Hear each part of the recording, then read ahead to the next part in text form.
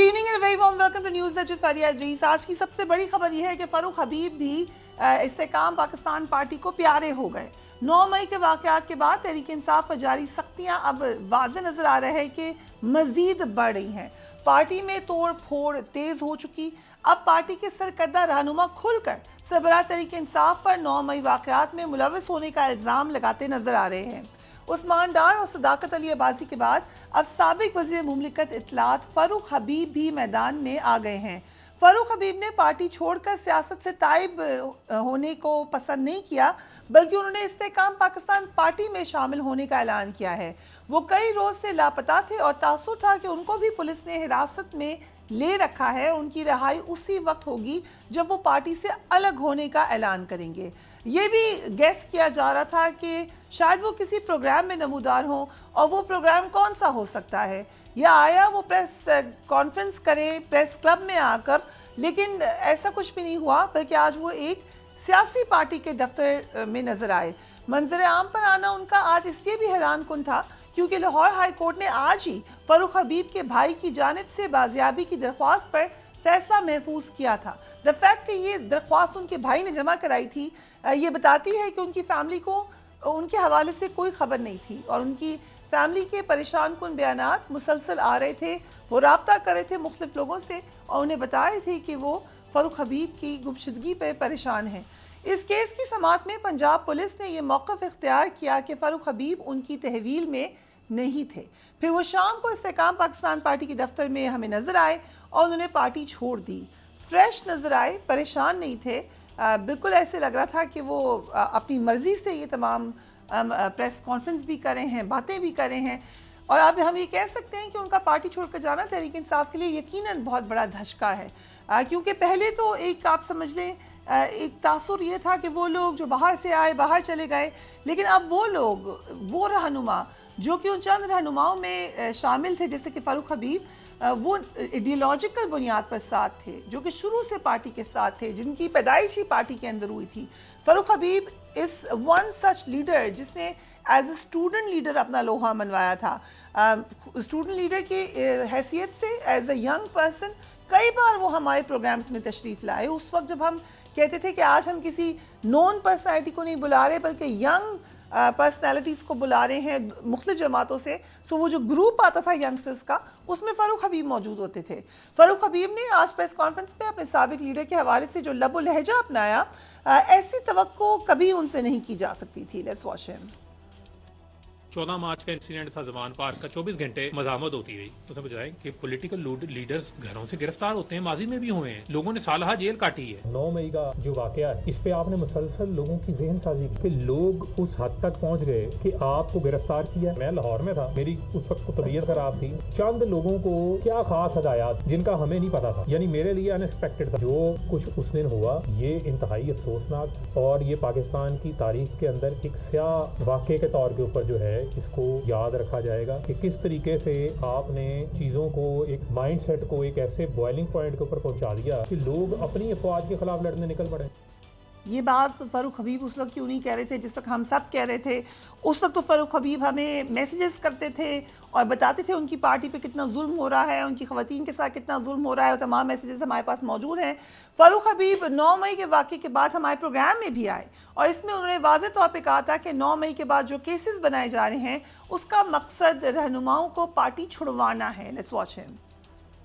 एक आध बंदा नहीं है, ये लग रहा है आपकी सारी पार्टी ही अलग हो रही है। लेकिन पार्टी छोड़ने आप पे मुकदमा खत्म हो रहे हैं, पार्टी छोड़ने आप मुल्क से बाहर भी जा सकते हैं। इसका मतलब ये है कि जो मुकदमात बनाए गए हैं या जेलों में जो डाला गया है वो आपको इंतकामी कार्रवाइयों के लिए डाला गया है, आपको डराने के लिए, आपको धमकाने के लिए डाला गया। जब आप राह हक के ऊपर होते हैं फिर आपको कुर्बानी भी देनी पड़ती है, फिर आपको मुश्किलात का सामना भी करना पड़ता है। ये जो छोड़ के जा रहा है ये बगैर दबाव पे नहीं छोड़ के जा रहा है। सख्तियां सबके साथ की जा रही है। मैं आपको बता, कोई ऐसा शख्स नहीं है जिसके साथ सख्ती नहीं की जा रही। जो ये फेसेस छोड़ के जा रहे हैं, क्या दुनिया नहीं देख रही? क्या ये अपनी खुशी से जा रहे हैं? 12 मई को जूम मीटिंग हुई जिसमें आप मौजूद थे, जिसमें खान साहब ने कहा कि 9 मई के वाकयात पर दिफाई हिकमत अमली नहीं अपनानी और वाकयात की मजम्मत नहीं करनी। क्या ऐसा हुआ? मैं किसी उस मीटिंग का हिस्सा नहीं था। किसी जगह के ऊपर मेरे इल्म में ये नहीं है कि ये कोई प्लान काम था। इमरान खान जैसे ही बाहर आए, बाहर निकल के उन्होंने इसकी मजम्मत की। आप उस दिन किधर थे? मैं उस दिन इस्लामाबाद में था। आपने हिस्सा लिया किसी फैसला बाद में था, ना लाहौर में मौजूद था। लीडरशिप अगर होती तो क्या रोक नहीं लेती इस एहतजाज को? आपने इंटरनेट बंद कर दिया, आपने फेसबुक बंद कर दी, ट्विटर आपने बंद कर दिया। मुसलसल शाह महमूद कुरैशी, मुसलसल बाकी लीडरान जो हैं वो अपने बयानात जारी करते रहे हैं कि आप पुरअमन रहें, लेकिन मुझे आप बताएं कि जब आप जेलों में डाल देंगे और जब कम्युनिकेशन का सिस्टम आप बंद कर देंगे तो कौन किसको कम्युनिकेट करेगा?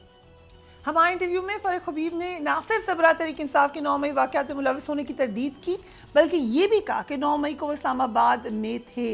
दूसरी जानिब आज प्रेस कॉन्फ्रेंस में उन्हें मुख्तलिफ बयान दिया और कहा कि वो 9 मई को इस्लामाबाद नहीं बल्कि लाहौर में थे। फारूक हबीब ने हमारे प्रोग्राम में अलग मौक़िफ़ क्यों दिया? उस वक्त जब मैं उनसे बार बार सवाल कर रही थी कि आप लोगों को रोकना चाहिए था, आप लोग किधर थे, आपकी पार्टी में क्या उस वक्त मामलात थे, तो वो पार्टी को डिफेंड ही करते रहे। लेकिन आज प्रेस कॉन्फ्रेंस में अलग बात कर रहे थे। बहुत अहम सवालात हैं, लेकिन बहरहाल उन्होंने पूरे बाहोश व हवास से आकर आज ये बयानात दे दिए हैं। उससे पहले इंटरव्यू में भी वो बाहोश व हवास ही थे, आप देख सकते हैं। क्या मंजरनामा है और आगे आगे अब मामला ये नज़र आ रहा है कि जो नेक्स्ट बारी है वो फारूक हबीब के अलावा अवामी मुस्लिम लीग के सरबराह शेख रशीद की नज़र आ रही है। तवक्को की जा रही है कि जल्द ही वो भी मंजर आम पर आएंगे और अपने सियासी मुस्तकबिल के हवाले से अहम ऐलान करेंगे। सो अ लॉट इज़ हैपनिंग। हमारे साथ मुस्तफ़ा नवाज़ खोकर साहब मौजूद हैं। Thank you so much Mustafa साहब for being on the programme. पहले प्रेस कॉन्फ्रेंसेस हुई, फिर इंटरव्यूज़ हुए, अब एक पार्टी के अंदर सीधी नमूदार आपके अपीयरेंस है इनसाइड द पार्टी ऑफिस। अब नेक्स्ट शेख रशीद साहब के लिए क्या एक्सपेक्ट करें आप? मैं एक्सपेक्ट तो फ्रैंकली कुछ भी नहीं कर रहा। मेरी एक्सपेक्टेशन तो ये है कि पाकिस्तान का जो अदालती निज़ाम है वो इस बुरी हद तक बैठ चुका है, सियासत का चेहरा मस्क हो चुका है। पॉलिटिकल लीडर्स, साबका पार्लियामेंटेरियंस, पॉलिटिकल पार्टीज के हेड्स लापता हो जाते हैं और फिर अचानक मंजर आम पर आते हैं और आकर वो प्रेस कॉन्फ्रेंस करके पिया घर सुधार जाते हैं। तो ये सारी जो सूरत हाल है इसमें अदलिया और खुसूसन सुप्रीम कोर्ट की जानिब से जो खामोशी है वो एक नहायत परेशान कुन है कि जिस तरीके से सियासत का चेहरा मस्त हो गया है पाकिस्तान में। एक हर शख्स को आज़ादी है कि वो किसी भी सियासी जमात को ज्वाइन करे, किसी भी सियासी जमात के साथ अपना तल्लुक रखे। नज़र तो नहीं आ रहा जो प्रेस कॉन्फ्रेंसेस हो रही हैं, हम सब के इल्म में है, मसलहत के तहत टीवी टॉक शोज के ऊपर बैठ के गुफ्तगू ना करें, लेकिन बैकग्राउंड में तो आपको भी पता है, मुझे भी पता है कि क्या चल रहा है और क्या हो रहा है। अगर ये पाकिस्तान के मसाइल का हल है कि जिसके अंदर आप लोगों से उनकी पॉलिटिकल पार्टीज, उनकी वाबस्तगियां तब्दील कराएं इस तरह, तो फिर सियासत क्या रह जाएगी इस मुल्क में? सियासत रह क्या गई है और सियासत करने का मकसद क्या रह जाएगा? यही सारा कुछ चलता आ रहा है पाकिस्तान में पिछले 76 सालों से।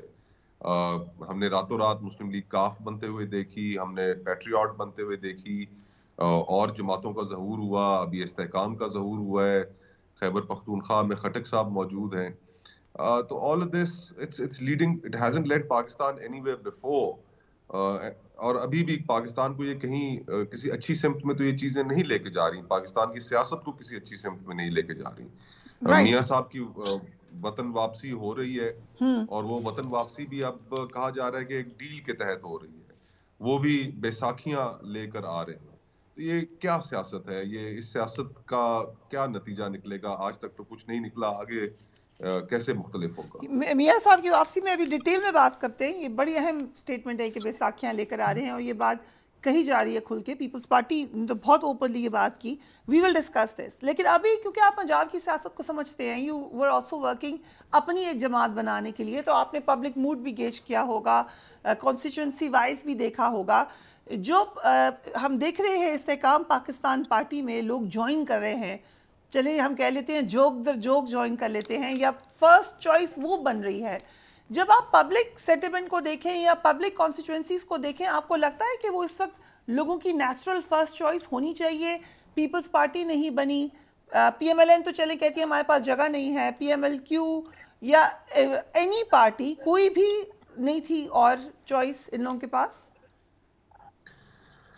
देखें, ये फैसला तो अब खुद ही उन्होंने करना है। जब एक पॉलिटिकल पार्टी से राहें जुदा कर ली तो फिर जिस तरफ जाना है, अब इसके बारे में तो फारूक हबीब साहब और दीगर लोग जो इस्तेहकाम में गए हैं वही बेहतर बता सकते हैं। लेकिन हमें जिस तरीके से इस्तेहकाम सामने आई उसके ऊपर एक बड़ी हैवी प्रो स्टैंप है।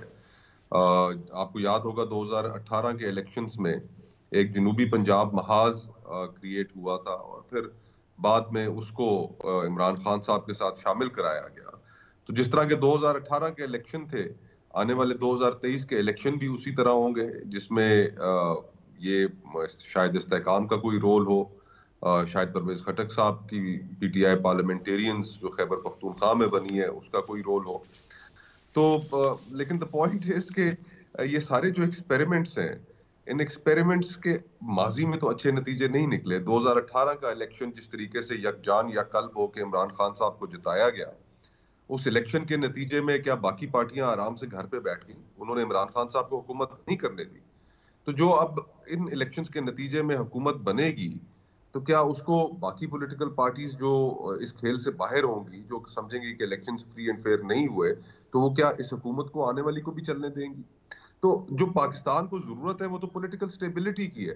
पाकिस्तान को जरूरत है रिफॉर्म्स की। और इस वक्त हम सिर्फ ये देख रहे हैं कि इक्तदार की रसाकशी है, पावर पॉलिटिक्स है, जिसमें रिफॉर्म्स की कोई बात नहीं है। बस इक्तदार का एक और वो भी एक टुकड़ा हासिल करना है, मुकम्मल इक्तदार भी नहीं है। और उसके लिए सियासतदान हलकान हुए जा रहे हैं, चाहे वो मियाँ साहब हो, चाहे वो पीपल्स पार्टी हो, चाहे दीगर और जमातें हो पाकिस्तान में। और इस्तेहकाम भी उसी तरह की एक पैदावार है।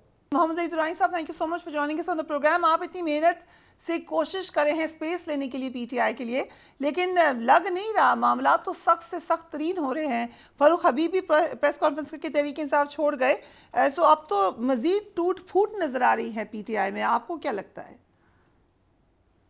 देखें, ये जो प्रोसेस होता है ना सारा इन चीज़ों का, रिकन्सिलिएशन का और आपस में एक दूसरे की मफाहमत का, तो ये एक माहौल होता है। अब एक तो ये बात है कि मफाहमत की बात हर जगह हो रही है और हर पार्टी कर रही है।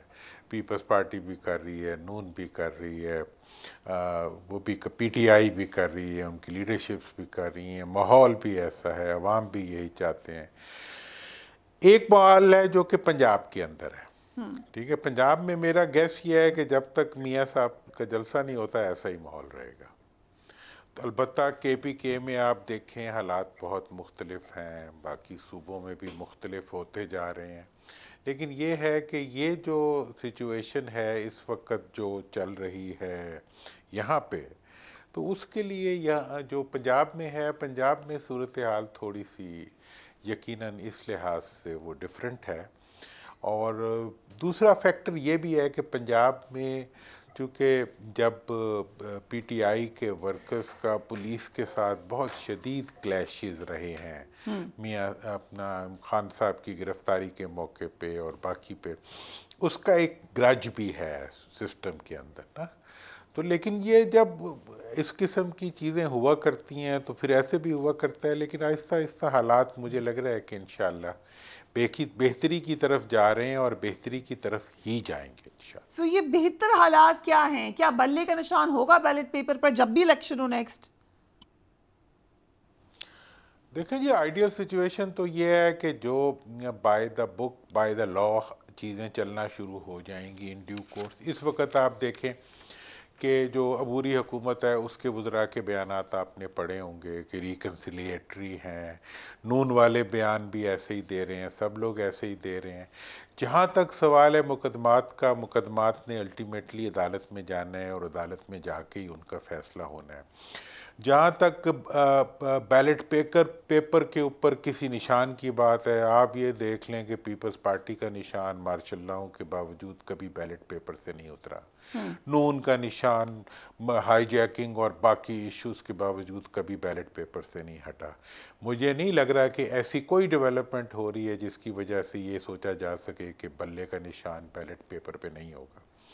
یہ سارے عوامل چلتے رہیں گے. ہاں عدالتوں میں جو ایشوز ہیں ان کو عدالتوں میں فیس کرنا پڑے گا, اور وہ ایشوز جن کے اندر کنفرنٹریشن ہوئی ہے یا کوئی شدت ہوئی ہے اس کے لیے اگر ایویڈنس ہوئے تو ان ایویڈنس کے مطابق جو ہے وہ پی ٹی آئی والوں کو اس کو فیس بھی کرنا پڑے گا.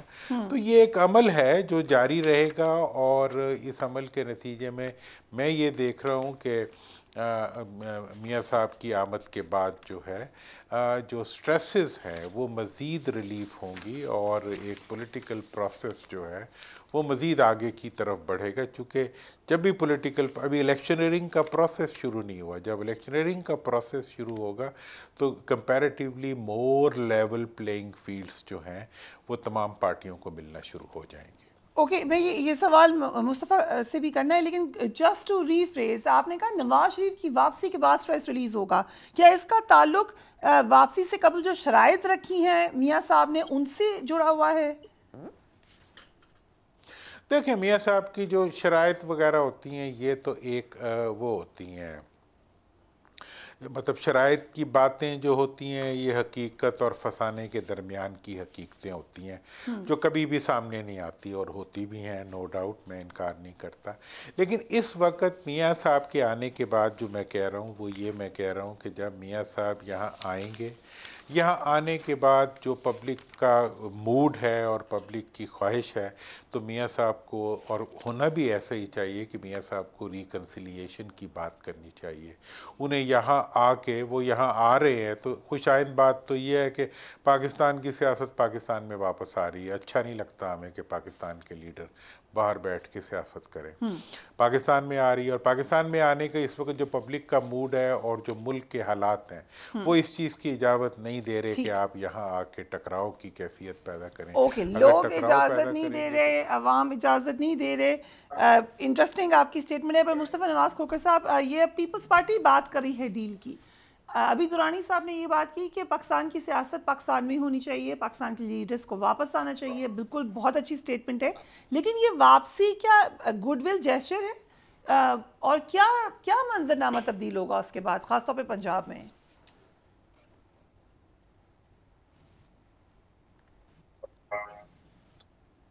جی مصطفیٰ صاحب, آپ کو میری آواز آ رہی ہے؟ I think مصطفیٰ نواز کھوکھر صاحب کو میری آواز آ رہی ہے؟ اچھا, we'll try to reconnect with him. I'll come back to you Durrani صاحب. صدر مملکت سے بھی آپ کی ملاقاتیں ہو رہی ہیں, کیا معاملات آپ کو نظر آ رہے ہیں, ان سے کیا بات چیت کی آپ نے؟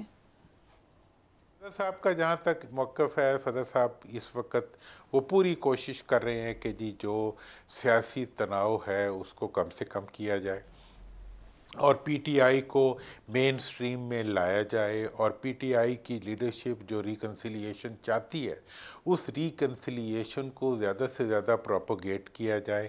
اور ان کی ایک پوزیشن تو یہ ہے کہ صدر ہونے کے ناطے وہ کوئی کسی پارٹیزین تو نہیں ہو سکتے, لیکن ان کی جو لیننگز ہیں اور ان کی جو سوچ ہے وہ یہی ہے کہ اس وقت ایک ایسا ماحول پیدا کیا جائے جو پولیٹیکل پروسیس کے اندر سٹریسز کو کم کرنے کے لیے ایک فائدہ مند رول. بٹ تاثر یہ ہے کہ صدر صاحب کی بات نہ پی ٹی آئی سن رہی ہے, نہ اسٹیبلشمنٹ کے ساتھ ان کی کوئی سچ کوئی ان کو کہا گیا ہے کہ اس میں وہ کچھ رول پلے کر سکتے ہیں, تو ان کا امپیکٹ کدھر ہے؟ دیکھیں جی, ان کی سب سے بڑی جو پوزیشن ہے وہ تو کانسٹیٹیوشنل پوزیشن ہے جہاں وہ بیٹھے ہوئے ہیں. جس گھر میں بیٹھے ہوئے ہیں وہ گھر جو ہے وہ امپورٹنٹ ہے. دوسری بات یہ بھی ہے کہ اگر قوتیں نہ چاہتی تو وہ اس گھر میں نہ ہوتے آج. اگر وہ یہاں ہیں تو اس کا مطلب یہ ہے کہ کوئی نہ کوئی ضرور چاہتا ہے کہ وہ یہاں رہیں, ورنہ تو گنجائش تو موجود تھی, اور خواہش مند بھی موجود تھے اس سے پہلے کہ وہ مطلب وہ آ جائیں, لیکن ایسا نہیں ہوا. تو اس کا مطلب یہ ہے کہ کوئی چاہتا ہے کہ وہ یہاں رہے تو وہ ہے. تیسری بات یہ ہے کہ وہ رول کیا پلے کر سکتے ہیں, مطلب وہ ایک آخری پی ٹی آئی کا حکومت میں بیٹھے ہوئے فرد ہیں جو کہ کسی اہم پوزیشن پہ بیٹھے ہوئے ہیں. ان کا وہاں بیٹھنا اور ان کا وہاں رہنا پی ٹی آئی کے لیے ایک سپیس ہے. ٹھیک ہے صاحب, پی ٹی آئی کے لیے ایک سپیس موجود ہے. مصطفیٰ نواز کھوکھر صاحب, I hope you can hear me. Mian Nawaz Sharif واپس آ رہے ہیں, کیا لگ رہا ہے آپ کو, جیل نہیں جائیں گے وہ؟ اب لگ یہ رہا ہے کہ عبوری ضمانت ان کی منظور ہو جائے گی, حفاظتی ضمانت, اور پھر جلسہ بھی کریں گے. How will this change Punjab کا پولیٹیکل منظرنامہ؟ دیکھیں پنجاب کا جو پولیٹیکل منظرنامہ ہے اس میں اس چیز کی اس حقیقت سے تو انکار نہیں کیا جا سکتا کہ مسلم لیگ نون ایک بڑی پلیئر ہے. پچھلے کئی دہائیوں سے 90 سے آنورڈز جب سے مسلم لیگ نون کا 1993 میں قیام ہوا تو وہ ایک بڑی پلیئر تو رہی ہے پنجاب کی سیاست میں. لیکن جو اس وقت حالات ہیں جو پچھلے 16 مہینے کی حکومت گزری ہے اس کی جو پرفارمنس رہی، مسلم لیگ نون کے بارے میں ہمیشہ تصور کیا جاتا تھا کہ یہ قدرے بہتر گورننس کرتے ہیں باقی پولیٹیکل پارٹیز کے مقابلے میں. تو وہ رہی صحیح ساکھ جو تھی وہ بھی چلی گئی. پھر اس کے بعد ووٹ کو عزت دو کا بیانیہ تھا، ماشاءاللہ شہباز صاحب نے اس کو اپنے منطقی انجام تک ایسے پہنچایا ہے کہ اب وہ بھی ان کے پاس نہیں رہا. تو یہی دو چیزیں تو مسلم لیگ نون کی سیاست کو اس کے اوپر قائم تھی. اب ان دو چیزوں کی غیر موجودگی میں نہیں سمجھتا کہ ان کو پنجاب میں کوئی بہت بڑا رسپانس ملے گا. اس وقت فرینکلی ایڈمٹ کرنا پڑے گا کہ یہ جو مہنگائی ہے، جو 16 مہینے کی حکومت رہی، پھر ایک بہت بڑا کاؤنٹر کلچر پورا تیار ہو گیا ہے وکٹمائزیشن کا، تو اس کی وجہ سے تحریک انصاف کو مقبولیت تو حاصل ہے. اور اصل جو کرائسس میری نظر میں اس وقت ہے وہ ایک credible opposition to P T I, وہ ایک اصل کرائسس ہے. اور باقی جو پولیٹیکل پارٹیز ہیں، جو باقی سیاسی چہرے ہیں، وہ اس وقت عوام کے لیے قابل قبول نہیں رہے میرے خیال میں، اور اگر ہیں بھی تو ایک بہت محدود طبقے کے لیے. تو یہ صورتحال ہے. اور اس میں اگر الیکشنز ہوتے ہیں، امید ہے کہ ہو جائیں گے، اور پھر ان الیکشنز کے اندر اگر یہ باقی تمام پولیٹیکل پارٹیز ایک ارینجمنٹ کے تحت حصہ لیتی ہیں تو میں تو جیسے پہلے کہہ رہا تھا کہ اس سیاست کے کوئی اچھے نتائج ملک کے لیے نہیں نکلیں گے. ہمیں اس طرح کی سیاست سے باز رہنا چاہیے، دور رہنا چاہیے. ہمارے بڑے تلخ تجربے اس ملک کے اندر گزرے ہیں، اور آنے والے الیکشنز اگر فری اینڈ فیئر نہیں ہوں گے تو پھر یہ ساری جو ایکسرسائز ہے ایک فیوٹائل ایکسرسائز ہے، ملک کو مزید بحران کی طرف دھکیلنے کی ایکسرسائز ہے. اس سے پہلے کہ ہم اس ایسی نوبت پہ پہنچیں، یہ فیصلہ صرف اور صرف عوام کو کرنا چاہیے کہ وہ کس کو اپنا حکمران دیکھنا چاہتے ہیں اور کس کو نہیں. اس میں ہماری جو اسٹیبلشمنٹ کی انوالومنٹ ہے، پہلے بھی اچھے نتائج سامنے نہیں آئے اور ابھی دوبارہ بھی نہیں آئیں گے. رائٹ. درانی صاحب، ایک تاثر یہ بھی ہے کہ آئندہ الیکشن میں مائنس عمران خان کے ساتھ مائنس نواز شریف بھی ہے، اٹ ول بی -2. آپ کو کیا لگتا ہے؟ دیکھیں میں آپ کو بتا دوں، میاں صاحب کی واپسی کا سفر تو شروع ہو چکا ہے، لیکن ابھی ان کا اقتدار کا سفر شروع نہیں ہوا. میں دوبارہ کہتا ہوں، میاں صاحب کا پاکستان واپس آنے کا سفر شروع ہو چکا ہے، لیکن ابھی ان کا اقتدار کا سفر شروع نہیں ہوا. اقتدار کے سفر کے راستے میں ان کی پہلی جو وہ ہے ایک سٹیپ ہے وہ عدالت کا ہے. عدالت چاہے تو انہیں اڈیالہ بھیج سکتی ہے، عدالت چاہے تو انہیں اسلام آباد بھیج سکتی ہے، یا اسلام آباد کے پولیٹیکل پروسیس میں سپیس دے سکتی ہے. یہ عدالت کا آ گیا، یہ ایک ان کے راستے کی ایک وہ ہے سٹیپ ہے یا ایک ہرڈل ہے جس کو انہوں نے لیگلی کور کرنا ہے. دوسرا اگلا ہرڈل جو ہے وہ الیکٹورل پروسیس کا ہے اور عوام کی رائے کا ہے. دیکھیں عوام کی رائے کو اس ریفرنس سے وہ ڈیفینیٹلی انفلوئنس کرنے میں کامیاب ہو رہے ہیں کہ جناب اس وقت یہ تاثر بنا دیا گیا ہے کہ جی اگلی حکمرانی میاں صاحب کی ہوگی. یہ انہیں پے کر رہی ہے، ڈیفینیٹلی پے کر رہی ہے.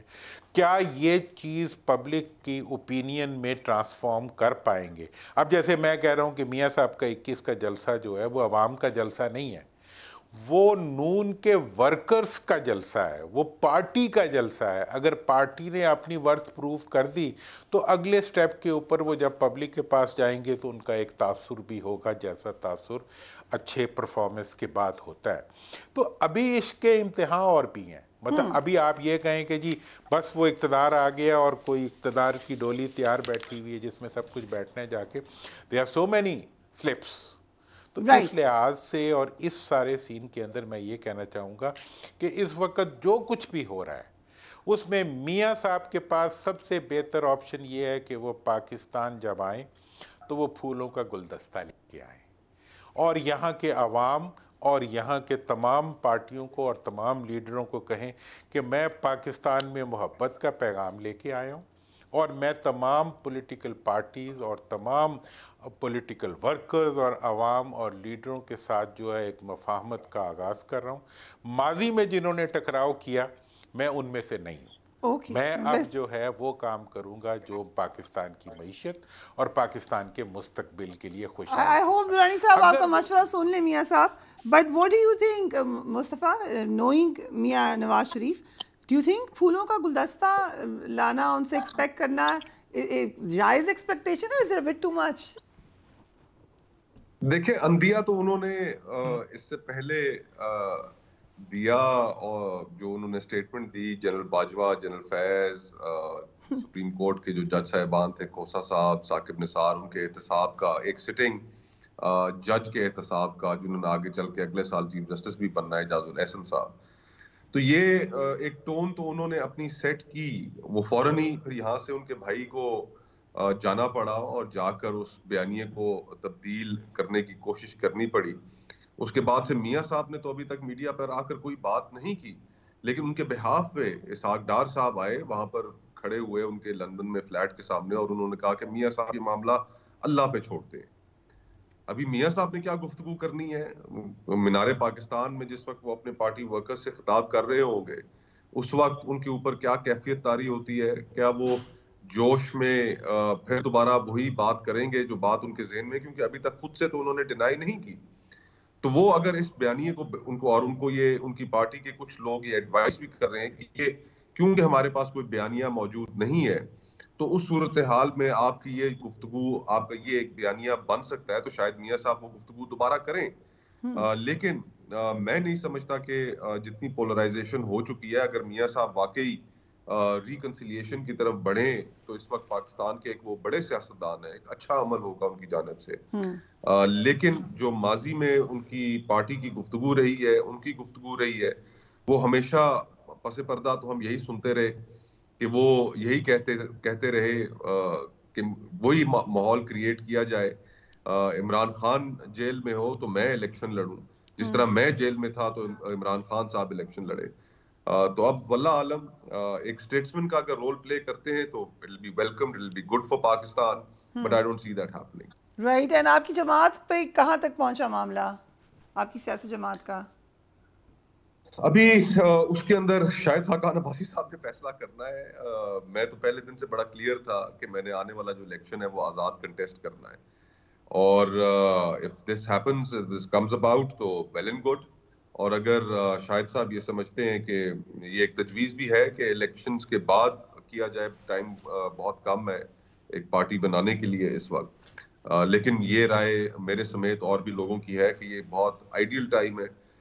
پاکستان کی تمام جو اس وقت سیاسی جماعتیں ہیں سب اقتدار کی کشمکش میں لگی ہوئی ہیں، اور ریفارمز کی کوئی گفتگو نہیں ہے، لوگوں کے مسائل حل کرنے کی کوئی گفتگو نہیں ہے، آپ منشور کی کوئی بات نہیں سنیں گے، صرف اور صرف اگر بات سنیں گے تو سیاسی مخالفین پر حملہ سنیں گے، اپنا رونا دھونا سنیں گے۔ تو عوام بھی کافی حد تک اس چیز سے بیزار آ چکے ہیں، اور پاکستان کے مسائل کو آخرکار حل بھی کسی نے کرنا ہے، تو ایک گنجائش، ایک ویکیوم موجود ہے۔ یہ میرا پوائنٹ آف ویو ہے۔ کچھ دوستوں کا خیال ہے کہ نہیں، الیکشنز بہت قریب ہیں اور الیکشنز کے بعد یہ فیصلہ ہونا چاہیے، تو بہر طور جو بھی ہوتا ہے لیٹس سی کیا بنتا ہے، لیٹس سی کہ کیا ہوتا ہے۔ تھینک یو سو مچ مصطفیٰ صاحب، تھینک یو سو مچ محمد علی درانی صاحب، ہمیں انلائٹن کرنے کے لیے۔ لگ یہی رہا ہے کہ بہت زیادہ معاملات تبدیل ہوں گے پنجاب کی سیاست میں خاص طور پہ، اور یہ تمام کی تمام جو چینجنگ ٹرینڈز ہیں مشروط ہیں میاں نواز شریف کی واپسی سے۔ وی ول ٹیک اے بریک، اس کے بعد ہم بات کریں گے کہ فلسطین میں کیا ہو رہا ہے۔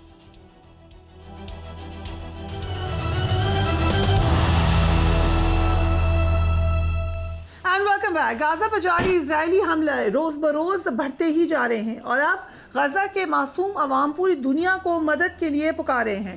اسرائیلی بمباری سے غزہ میں شہید فلسطینیوں کی تعداد 2750 ہو چکی ہے، جس میں 1050 بچے بھی شامل ہیں۔ اس جنگ میں اب تک 10 لاکھ فلسطینی غزہ چھوڑ چکے ہیں۔ غزہ کے ہسپتالوں میں زخمیوں اور لاشوں کو رکھنے کی جگہ تک باقی نہیں رہی۔ اس علاقے کے مکین اپنا گھر بار چھوڑ کر خان یونس کا رخ کر رہے ہیں، جہاں تل دھرنے کو بھی جگہ باقی نہیں بچی۔ BBC کے مطابق خان یونس میں بھوک و افلاس کے شکار انسانوں کی ایک بڑی تعداد پہنچ چکی ہے۔ اسرائیل کی جانب سے غازہ سے نکل جانے کی دھمکی کے بعد فلسطین ریاست کے شمالی علاقے سے لوگ جو کچھ بھی اپنے ساتھ لے کر نکل سکتے تھے نکل پڑے ہیں، اور اب وہ یہاں پہنچ رہے ہیں۔ جن کی گاڑیوں میں پیٹرول تھا وہ گاڑیوں سے آئے ہیں، جن کو گھوڑا گاڑی میسر آئی وہ اس سے بھاگے، اور جن کے پاس کوئی چارہ نہیں تھا وہ پیدل ہی نقل مکانی پر مجبور ہو گئے۔ خان یونس کا شہر تو خود اپنے ہی گھٹنوں کے بل تھا، جس کی آبادی راتوں رات دگنی ہو گئی، اور وہ بڑی تعداد میں انسانوں کے ہجوم کو سنبھالنے کے لیے بالکل بھی تیار نہیں ہے۔ خان یونس کے قلیل وسائل تیزی سے ختم ہو رہے ہیں۔ مرکزی ہسپتال پہلے سے ہی ضروری اور بنیادی سہولیات کی کمی کا شکار ہیں۔ ڈاکٹرز کا کہنا ہے کہ ان کے پاس نئے آنے والے مریضوں کو دینے کے لیے کچھ نہیں ہے۔ ہر چیز پر اس وقت راشننگ ہے۔ ہسپتالوں سے مریضوں کو محض روزانہ 3 ملی لیٹر پانی فراہم کیا جاتا ہے، جبکہ باقیوں کے لیے وہ بھی میسر نہیں۔ جنگ زدہ شہریوں کا کہنا ہے کہ افراتفری کے ایسے مناظر انہوں نے کبھی نہیں دیکھے جو کہ حالیہ جنگ کے بعد دیکھے گئے۔ فلسطین اور اسرائیل کے مابین تنازع کب شروع ہوا، اس حوالے سے اب تک کیا کیا اقدام اٹھائے گئے، ہم اپنی سکرین پر آپ کو وہ دکھاتے جائیں گے۔ اس وقت صورتحال کیا ہے، پاکستان کی طرف سے بھی ایک اسٹرانگ سٹانس لیا گیا ہے۔ دیگر مسلم ممالک اس وقت کیا کہہ رہے ہیں، ہم نے دیکھا کہ آج پریزیڈنٹ بائیڈن کی بھی جو سٹیٹمنٹ آئی اس میں بھی اس حوالے سے بات کی گئی ہیومینیٹیرین کرائسس کی، مگر سب سے اہم سوال یہ ہے کہ اس وقت وہ لوگ جو کہ اس کرائسس کا شکار ہیں ان کے لیے امیڈیٹ ریلیف کیسے دیا جا سکتا ہے، ان کے حالات کیسے بہتر ہو سکتے ہیں، سیز فائر کیسے ہوگا۔ ہمارے ساتھ موجود ہیں نادر ترک صاحب، تھینک یو سو مچ، نائب سفیر فلسطین، deputy head of mission, thank you so much your excellency for being on the programme, and Abdul Basit صاحب ہمارے ساتھ موجود ہیں، کسی تعارف کے محتاج نہیں ہیں، former ambassador. Thank you so much, Basit Saab, for being on the program today. I'll start with you, Nazrul Turk Saab. What exactly is happening in Gaza, and for how many days do you think it's going to stay this way? Assalamu alaikum. First of all, thanks a lot for giving me the opportunity to speak with my brother and sister Pakistani people throughout your honorable channel. What is happening right now in Gaza, it is genocide, crimes against humanity, war crimes, collective punishment. This actually is how we're defending what is happening in Gaza right now. We speak about almost 3,000 shaheed, more than 10,000 injured people, 30% of the building of Gaza damaged and destroyed by Israelis, bombed from sea, borders out of Gaza, and from aircrafts. There is more than 1,000 missing under the damaged houses and buildings in Gaza. No one knows if they are alive or they are already lost their lives.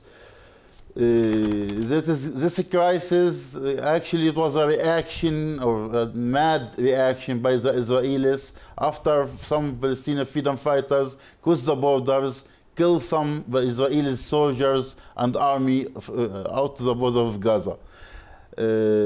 What is actually our punishment, collective punishment against 2.2 million Palestinians in Gaza. Right now, they are warning Gaza people in the north to leave their houses from north of Gaza to the south of Gaza, which means we speak about Bet Hanun, Bet Lahia, Jabalia, Gaza city itself, which is speak about more than 1.1 Palestinians need to leave their houses and go for nowhere in the south of Gaza. This is actually going to be first step. The second step, what you are right now recognize it is happening on the ground, that they're going to transfer all Gaza people out of Gaza Strip to be inside the Egyptian borders. According to that, the leadership of Egypt decide to close the borders to be sure that no one going to leave Gaza Strip to Egypt, only for one cause, that they don't like to create again other refugees crisis which we are facing in 1948. We was having the right of return according to International Resolution 194 for our refugees in 1948. But until now, they couldn't have the opportunity to go back to their own homes and properties. So Egyptian leadership was wise to don't create other problem of refugees today by the Israelis. There is news on the media, foreign media, and some Arab media speak that the Israelis, if they are succeed in transfer Gaza people from Gaza Strip, going completely damage Gaza by non-clear weapons, right, which is Jadam bombs. It's going to destroy everything in Gaza Strip, which means for maybe 1,000 years there is no Gaza Strip, and there is no right of return for Gaza people to their own homes. So let me rephrase. You're saying that if this continues the way it's happening right now, they will bomb it off completely? Yes. There will be no Gaza Strip left then? Yes, if they are following what we are hearing in the news, foreign news, Western countries in news, they are going to use bombs names Jadam. This bombs actually it is non-clear weapons, a tactical one, okay, but you speak about 360 kilometers. This right. is the square of Gaza Strip. Right. If they use it, if there are the plans what to use it if Gaza people of Gaza 2.2 billion left their Gaza Strip to Egyptian borders. They're going to be free to kill all the freedom fighters under the ground. Right. This is also the plan which is our mentioning according to international media. Right. So काफ़ी ख़तरनाक सूरत हाल नज़र आ रही है। बादशाह साहब, अक़वाम मुत्तहिदा की जो team वहाँ पे काम करी है, उनके सबरा फिलिप जो है उनका कहना है कि इस वक्त सूरत हाल अलार्मिंग है, जिस पे हमारा मज़ीद मदद करना मुमकिन नहीं होगा। दुनिया से इंसानियत ख़त्म हो चुकी है, पानी ज़िंदगी है, लेकिन गाज़ा में पानी की भी शदीद कमी है। जल्दी खुराक और अद्वियात ख़त्म हो जाएंगी। गुज़िश्ता 8 दिन से पानी की एक बूंद, खुराक का एक दाना और फ्यूल का एक कतरा भी गाज़ा में नहीं आया है। मीनवाइल आप इंटरनेशनल कम्युनिटी का रिस्पांस भी देख रहे हैं। अभी आपने जो अलार्म बेल्स हैं वो भी सुन ली। हमारे साथ डेप्यूटी एम्बेसडर बैठे हैं, उन्होंने कहा है कि बॉम्बिंग तक का खदशा है, मज़ीद जिस किस्म के बॉम्ब्स वो इस्तेमाल करेंगे उससे गाज़ा स्ट्रिप वाइप आउट होने का खदशा है। सो एज अ ब्यूरोक्रेट आप क्या देख रहे हैं, डिप्लोमेटिक फ्रंट पे क्या एफर्ट होनी चाहिए? बिस्मिल्लाहिर्रहमानिर्रहीम। बहुत शुक्रिया फरिया मुझे अपने शो में लेने का। देखिए इस वक्त तो जो प्रॉब्लम है, एक तो ह्यूमैनिटेरियन असिस्टेंस का है, किस तरह पहुँचे। आज अभी थोड़ी देर पहले मैं देख रहा था कि इसराइली वज़ीर आज़म ने कनेसेट में ख़िताब करते हुए कहा कि वो ये कंसिडर कर रहे हैं कि ह्यूमैनिटेरियन असिस्टेंस गाज़ा जाने की इजाज़त दें। दूसरी तरफ खबरें ये भी हैं कि सदर बाइडन वो भी शायद कल या आज इसराइल का दौरा करें। ये भी एक इम्पॉर्टेंट स्टेप है। बिहाइंड द सीन्स बहुत सी चीज़ें हो रही हैं। देखिए इस वक्त चूँकि इसराइल और वज़ीर आज़म नेतन्याहू के एक हज़ीमत का सामना करना पड़ा, 50 साल के अरसे के बाद इस कदर हलाकतें वहाँ पे हुई इसराइलियों की, जो कि एक लिहाज से इंटेलिजेंस फेलियर भी था। अब इसराइल को और ख़ास तौर पे बेंजामिन नेतन्याहू को फेस सेवर कोई चाहिए। ये तो इमीडिएट उनका एक लिहाज से ऑब्जेक्टिव है। लॉन्ग टर्म ऑब्जेक्टिव तो दूसरे हैं जो कि बिल्कुल आपके गेस्ट ने कहे भी हैं, लेकिन इमीडिएट क्या फेस सेवर हो सकता है उनके लिए, इसके हवाले से मैं समझता हूँ कतर, ईरान के फॉरेन मिनिस्टर भी अभी दोहा में थे और फिर उन्होंने लेबनान का भी दौरा किया। इस तरह एंटनी ब्लिंकन भी शटल डिप्लोमेसी कर रहे हैं, आज वो इसराइल में मौजूद हैं। तो हमें एक तो एंड गेम है और एक इमीडिएट फेस सेवर है। फेस सेवर मैं समझता हूँ कि इस वक्त जो है बिहाइंड द सीन्स सफारती एतबार से जो कोशिशें हो रही होंगी वो हैं कि किस तरीके से हमास को राज़ी किया जाए, फ़लस्तीनियों को राज़ी किया जाए कि वो जो कैप्टिव्स हैं इसराइली और अमेरिकन 27 से करीब अमेरिकन हॉस्टेजेस हैं उनको किस तरीके से छुड़ाया जाए, तो उससे एक टेम्परेचर नीचे आएगा। लेकिन हमास क्या ये कर सकता है बगैर किसी क्विड प्रो को के, ये अब देखने वाली बात है कि किस तरह ये आगे होगा, क्योंकि उनके लिए ऑब्वियसली फ़लस्तीनी भी कैदी बहुत मौजूद हैं इसराइली जेल खानों में, तो एक लिहाज से वो चाहेंगे कि वो क्विड प्रो को हो। दूसरी तरफ हमास या फ़लस्तीनियों का इंटरेस्ट यही है कि जो गज़ा पट्टी है उससे लोग हिजरत करके इजिप्ट की तरफ ना जाएं, क्योंकि बहरहाल اسرائیل کا تو ایک لانگ ٹرم پلان یہ بھی ہے کہ اس طرح آپ کے مہمان نے فرمایا کہ غزہ کی جتنے بھی فلسطینی مقبوضہ علاقوں سے یا فلسطین یا اسرائیل سے نکل سکتے ہیں وہ اسرائیل کے لانگ ٹرم آبجیکٹو میں ہے، کیونکہ وہ اس کی ڈیموگرافی کو تبدیل کرنا چاہتے ہیں، اور لانگ ٹرم پلان یہی ہے کہ 2 اسٹیٹ سلوشن سے باہر نکلا جائے، لیکن ساتھ ساتھ اسرائیل میں بھی ایک انٹرسٹ ہوگا کہ وہ جو ابراہیم ایکارڈز ہے، خاص طور پہ سعودی عرب کے ساتھ تعلقات ہیں، اس پروسیس کو بھی ایک لحاظ سے ریٹین کریں یا تھوڑے عرصے کے بعد اس کو بھی ریوائیو کریں.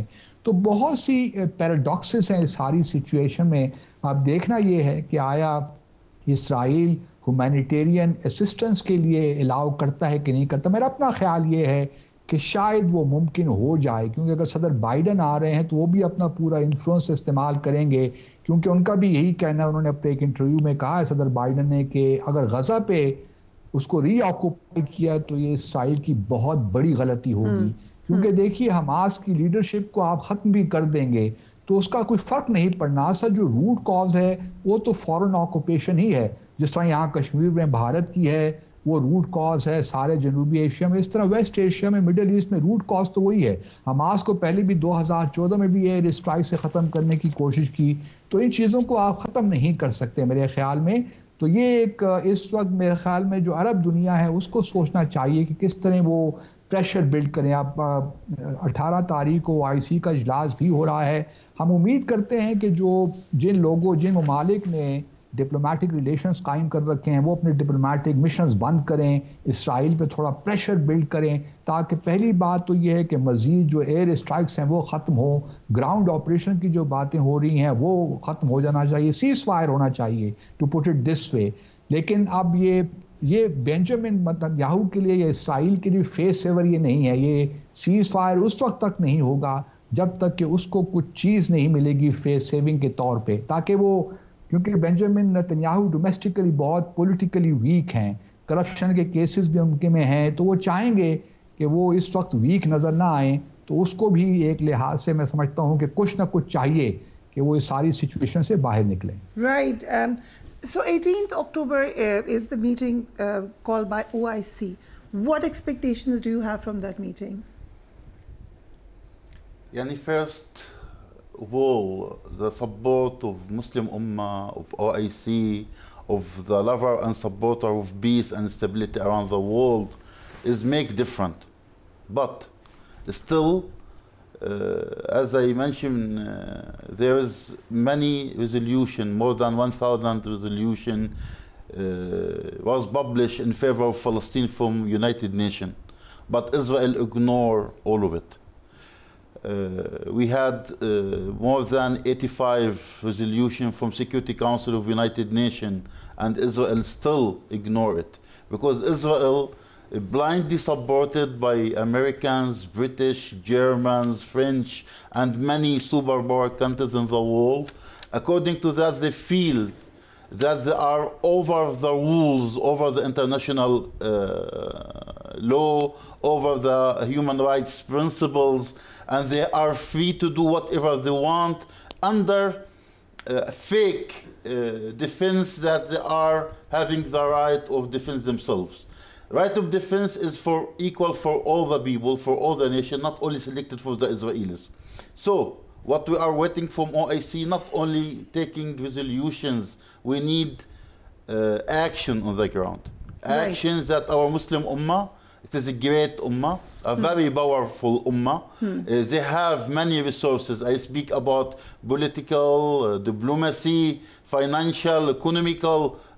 All these resources need to be used to put the blind support of Israel and Israel itself under pressure to end this madness, follow the international law, obey the international resolution, obey the Palestinians as a human being, facilitate the right of return for Palestinian refugees, accept the two-state solution and facilitate the establishing of Palestine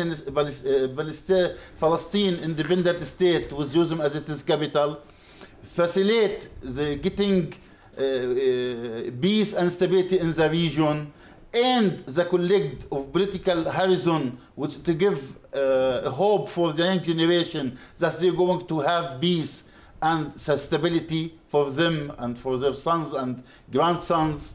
This is what is actually needed. These countries need to end the double standard. And as example of this, what is happening, this madness, what has been happened right now against our civilian people in Gaza, happened in Ukraine by the Russian. They're going to be the speech of the Western countries same. They're going to accept the right of Russia to defend itself. Right. So that's international politics, and that's certainly the sad part about it. But I'll come to you, Basit Saab. Resolution, not just resolution, but action OIC से हमारे guest ने कहा कि उनको ये उम्मीद है, लेकिन जो एक ये लॉन्ग टर्म मसला है, इसका सोल्यूशन भी ऑब्वियसली लॉन्ग टर्म होगा ही तो मामला हल होगा.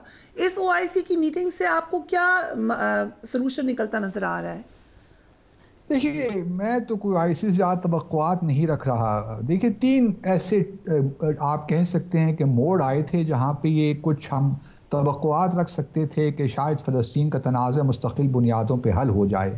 पहला 1978 में था जब कैंप डेविड एकॉर्ड्स हुए थे और PLO ने इसराइल को तस्लीम किया था. फिर उसके बाद वो मामला आगे नहीं बढ़ा.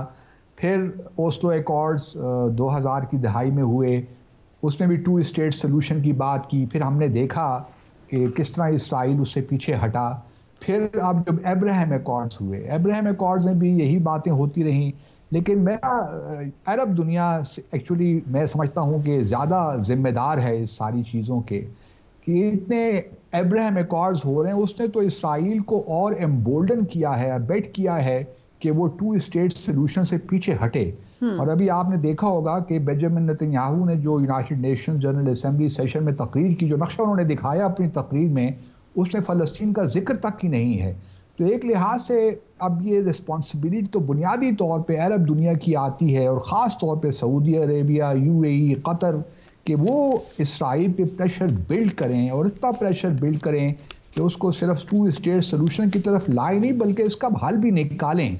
अब बहुत सी बातें पहले होती रहीं कि ईस्ट जेरूसलम को दारुल हुकूमत बनाया जाएगा फ़लस्तीन का, वो एक बुनियादी शर्त है. मुझे नहीं मालूम कि अब 1967 के बॉर्डर्स के तहत नई फ़लस्तीनी हुकूमत रियासत बन सकती है कि नहीं बन सकती, ये एक बहुत बड़ा सवाल है. लेकिन क्वेश्चन ये है कि आया ये ममालिक जो हैं अपने इकनॉमिक इंटरेस्ट से ट्रांसेंड होकर वाकई इसराइल पे प्रेशर बिल्ड करना चाहते हैं कि नहीं चाहते, इनकी पॉलिटिकल डिज़ायर है कि नहीं. अगर वो है तो फिर मामलात बड़े आगे अच्छे तरीके से बढ़ सकते हैं. लेकिन क्वेश्चन ये है कि मुस्लिम दुनिया डिवाइडेड है. इस वक्त भी आप देखिए तो आपको ईरान और जो अरब कंट्रीज़ हैं उसमें एक बहुत बड़ी खलीज नज़र आती है, और लगता ये है कि वो ईरान को ज़्यादा अपना दुश्मन समझते हैं बनिस्बत इसराइल के.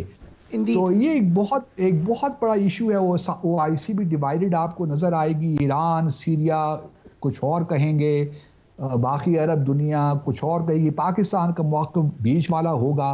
तो अब देखना यही है कि असल चीज़ अरब दुनिया क्या करना चाहती है, पॉलिटिकल डिज़ायर है कि नहीं to help the Palestinians. Right. Basit साहब, आपका भी बहुत शुक्रिया and thank you so much for being on our programme. Mister Nazir हमारे साथ मौजूद थे.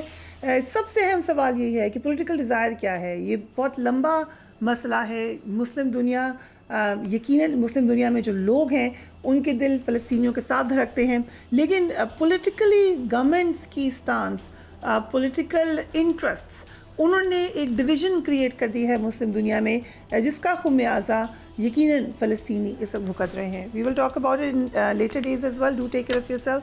अल्लाह हाफ़िज़.